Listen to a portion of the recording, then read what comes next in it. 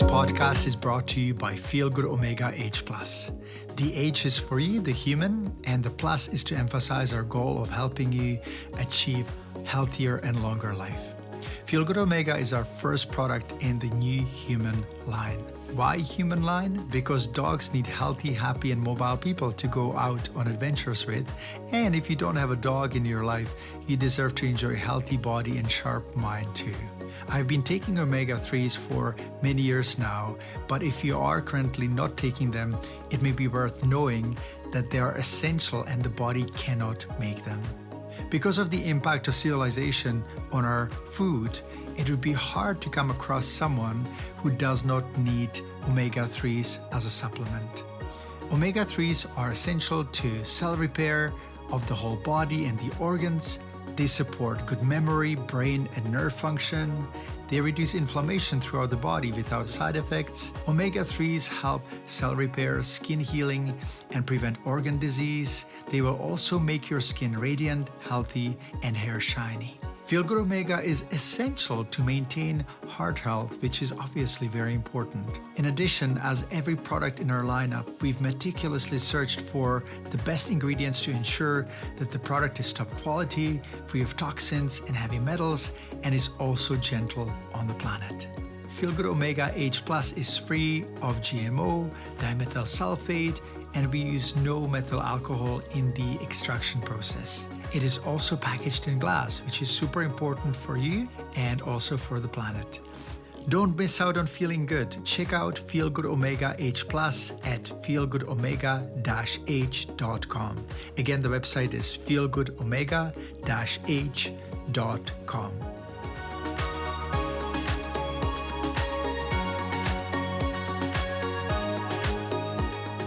Hello, my dog lovers and other folks. I'm Dr. Peter Dobias, and you're listening to Not Just About Dogs. Today, I'd like to share two pieces with you that I've written in the past few weeks with hope that they will reduce your worry and feel you more grounded and less worried about the state of the world. Enjoy.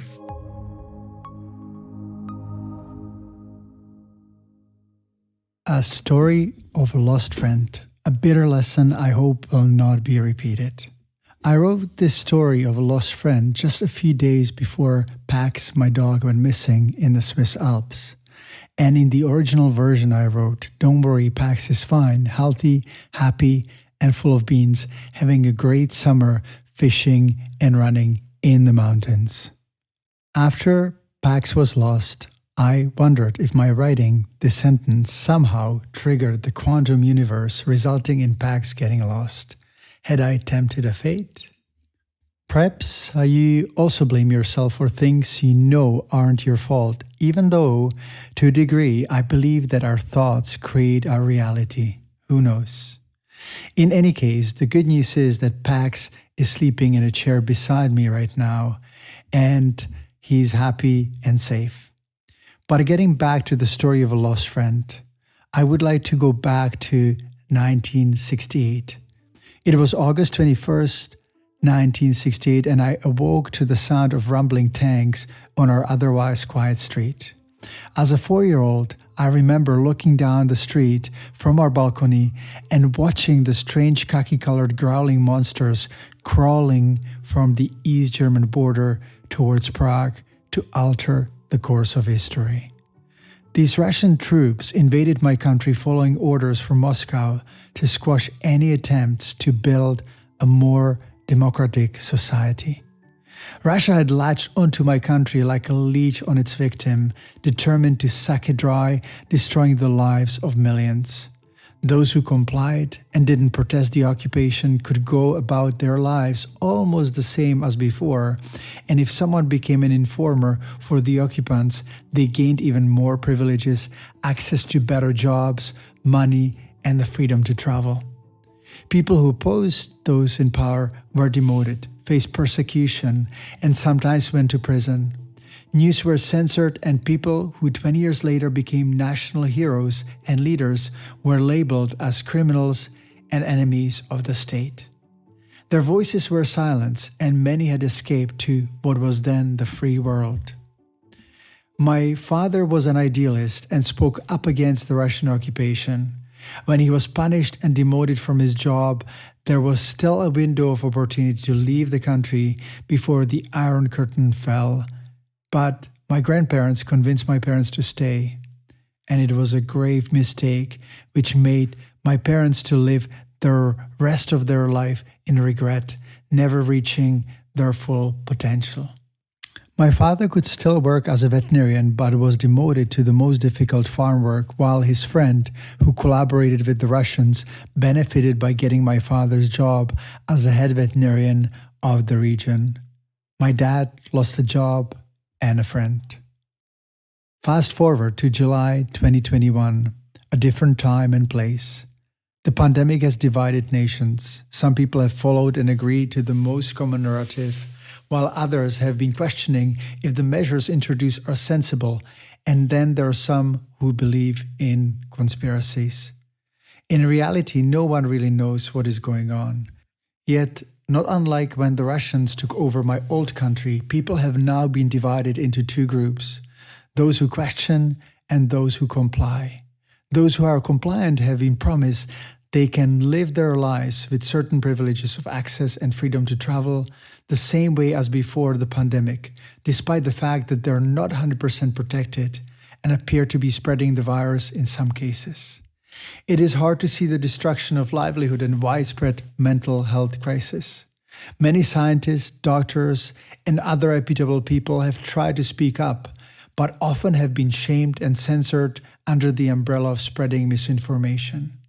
But how could we not question some of the measures being taken, such as quarantining the Australian Olympians for 1 month upon their return when their disease incubation period is no more than a week? How could we not question the fact that in some countries, governments are proposing a two-tiered society model where a part of the nation would not be able to fly, board a bus or train, go to a gym or a swimming pool without a vaccine passport? People are being ostracized, shamed, and punished just because they decided not to participate in what is still classified as a trial of a vaccine that has not gone through proper safety evaluation that normally takes years. Are we now going to start dividing people into groups for those who smoke or those who drink alcohol because they choose to do so? What about people who eat unhealthy processed food or fish like tuna, which is full of mercury? These health choices are respected as personal decisions because they fall under the umbrella of civil liberties, and the same should apply to the vaccination decision. Sadly, similar to 1968, some people have decided to remain quiet about the government measures out of fear of being shamed, losing their jobs, or their friends. After all, based on our evolutionary history, being shunned and marginalized is the hardest form of punishment for a human. I'm prepared that some of you may object to this podcast, as it is not about dogs and health. Yet I feel obligated and compelled to warn you that losing basic civil liberties is a serious threat to democracy. I recognize this danger because I have been there before. I'm not here to tell you what to do. Even in my family, the opinions and decisions vary. But that is okay. There are still a lot of unknowns, and because of this, no one should be forcing others to comply under the threat of losing their basic civil liberties or jobs. No one should be allowed to divide nations into two groups. History has shown us enough examples of how damaging this is. Debate has been always at the core of healthy democracy, and an attempt to squash discussion is one of the methods of those who want to take advantage of the situation and gain more power. It may be a government or multinational corporation who is making billions, while our country is drawn in debt and are inundated in mental health crisis of unprecedented proportions. Similar to communism, many governments have now bypassed the Constitution and ignored our right to freedom of choice. To be more accurate, people still have the freedom to choose, but they will be faced with the restrictions and effectively labeled as second-class citizens. This is done under the cover of protecting the people from danger. In 1968, the danger in occupied Czechoslovakia was imperialism. In 2021, it is the pandemic. Australians now need a permit to leave the country the same way we did in the Eastern Bloc. They have been locked up in their country for more than a year and ironically are now dealing with the greatest number of cases since the beginning of this all. In Canada, the government has been so concerned about the spread of the virus, they decided to call an election 2 years ahead of the schedule despite the risk of increasing coronavirus spread. Am I missing something? It doesn't even matter how COVID-19 happened now because it is here. What matters is whether we let the government officials who were elected to serve and protect us take away basic civil liberties, threaten democracy, and create regulations that do not make sense. Scaring and dividing the nation is not the best strategy to end this crisis, and we need to speak up. Just to be clear, I don't expect that you all will agree with me. What I hope is that you question all that is going on in a constructive and healthy way and do not let history repeat itself and fall into what I know so well, a totalitarian regime. Part 2, How to Find Your Place of Truth. Redefining wrong and right in search of safety and happiness. Whenever I talk about staying in the middle, I imagine a crystal bowl with a ball in it. Swirling the ball in the bowl makes it spin for a while, but it will eventually wind up at the lowest point in the middle of the bowl.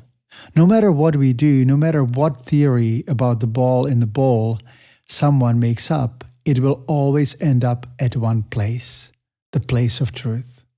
Over the past several months, I've encountered many friends and acquaintances trying to convince me that the ball of truth is high up on one or the other side of the rim of the bowl. This actually doesn't just happen when discussing the topic of the pandemic. It also happens when we talk about medicine in general. Some people are all conventional or all holistic, which ultimately results in lower quality healthcare because they both have their place and should be continuously paid attention by researchers and doctors. Unfortunately, unconventional treatments are often less lucrative. Hence, most research focuses mainly on new licensable substances which can't be natural in order to be licensed. There's also commercial interest in driving focus towards expensive, licensable products and away from cheap ones. When it comes to doctors, taking a holistic approach to medicine is rather difficult because of how we are educated and also due to liability concerns. Generally, we have to be daring and brave not to use proven but unapproved, non-conventional protocols, as this makes us extremely vulnerable to liability lawsuits. Also, irrational conclusions and theories on both sides are commonplace, especially now. My goal today is to bring some sort of sense to the madness so that we can all talk to each other without thinking that the other side is either insane or dangerous. To say this as a person who is able to reach a relatively large number of people, I feel obligated to share this information to help you stay healthy both physically and mentally and keep your dog healthy too. Here is how I understand the current situation in 11 simple points. We may never know how the virus got out. Lives have been lost and many people have been affected by the pandemic. Protecting people against COVID-19 and other viruses makes sense. Vaccines appear to reduce the number of COVID-19 cases, which in some cases can be fatal, mainly in compromised individuals. Let's call this option 8. Vaccine also can produce side effects that can be serious and in some cases fatal, often in young and healthy individuals. Let's call this option B. Vaccinated people can carry and spread the virus. Unvaccinated people can carry and spread the virus. Drug and vaccine companies are in the business of making money. They also have a history of lying to us many times over. They may have a sincere intention this time around, but similar to a friend who has lied before, exercising caution makes sense. Regulatory agencies and governments have always been involved with big pharma lobbyists who have a strong influence on regulatory measures. Number 10, vaccines and testing have generated unprecedented income for some companies. It is a big business. And finally, number 11, many of the precautions and rules contradict each other and make no logical sense, which naturally makes people question them. To add to all this, most politicians may strive to do the right thing for two reasons: to protect the public and for their own personal benefit of being re-elected. They're prone to do what will make them more popular or gain them more power. History repeats itself. Sadly, in many countries, politicians have made the decision to create a two-tiered society: the privileged ones who chose option 8 and got vaccinated, and those who are often wrongly accused of being irresponsible for choosing option B and did not get vaccinated. Objectively stated, groups A and B just have a different but reasonable fear. One is dominated by the fear of a virus, the other by the fear of side effects. Suddenly, our governments are deciding what kind of fear is okay and which one is not. They're both reasonable. It is as if someone said, those who are afraid of car accidents are okay and those who are afraid of guns are not, which to me makes zero sense. What is the only difference between those who chose to get vaccinated and those who didn't? They're afraid of different consequences, which made them choose different risks. One group chose to reduce the likelihood of COVID-19 and take their chances on possible vaccine side effects, which can sometimes be serious and fatal. The other group chose not to get vaccinated and take the risk of an infection, which can sometimes be serious and fatal. Throughout my life, I have heard politicians preaching respect and tolerance, yet suddenly many leaders have resorted to intimidation and shaming and bullying. All I can do is to shake my head and say, shame on those who do. The argument that one group is more or less responsible is flawed because no one can guarantee that serious problems or fatalities will not happen. This is a fact. I find it disturbing and heartbreaking to see how quickly many people switch from tolerance and respect to shaming, intimidation, and discrimination. History has shown that dividing people in groups and pitting them against each other is an effective way of creating dictatorships under the guise of protecting the nation. I know this from my time spent living behind the Iron Curtain, where the totalitarian government was telling us they were protecting us from capitalism. One should not be surprised that such propaganda, censorship, and one-sided reporting is fertile ground for some other extreme conspiracy theories, which lead to even more divisions and distrust. As soon as people learn that information from reputable experts and doctors is being taken down and censored, they will ask one question: has there been any point in history where censorship was done for greater good? The answer is no. There is another serious problem. Research on repurposing possibly effective drugs such as ivermectin or fluvoxamine or any other generic drug for COVID-19 doesn't seem to get the same funding support from our governments as vaccine research does. I'm not necessarily saying that two drugs that I mention are the right selection or choice for everyone, but what if there is an inexpensive solution to the problem anywhere else?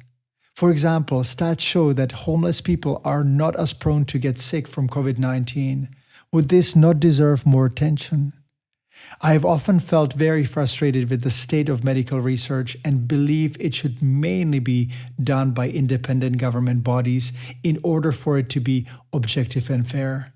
I'm convinced that more natural substances and preventive methods would be found to be effective if this were so.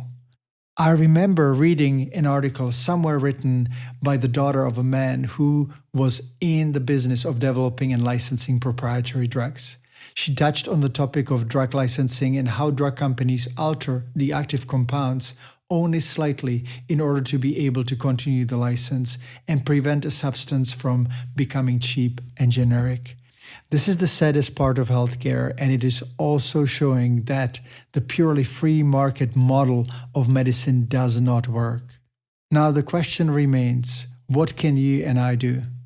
Over the course of the past 12 months, the USA had an election, Canada went through election as well, and many EU countries are heading to the polls this fall. From time to time, I listen to the debates and find that the debate on healthcare is stranger than any other topic. Politicians almost never focus on proactive and preventive medicine. Instead, they talk about how much money they will or will not provide for healthcare. Do you know why? My guess is because most of them have zero or very little medical background and a very poor understanding that the best way to address health is to focus on prevention.